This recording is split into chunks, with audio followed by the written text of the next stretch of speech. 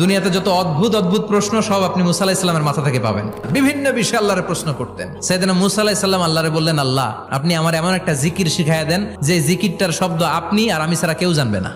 দিনে রাতে সব সময় এই জিকির আমি করব, আপনারে ডাকবো, কিন্তু শর্ত হলো এই জিকিরটা জানবে শুধু আপনি আর জানবো শুধু আমি। আল্লাহ বললেন, মুসা পড়ো লা ইলাহা ইল্লাল্লাহ। মুসা আলাইহিস সালাম কয়, মাবুদ এটা তো জাতীয় জিকির, সবাই জানে। আমি তো চাইছি এক্সেলেন্ট একটা জিকির, কারো কাছে নাই, শুধু আমি জানবো আর আমি পড়বো।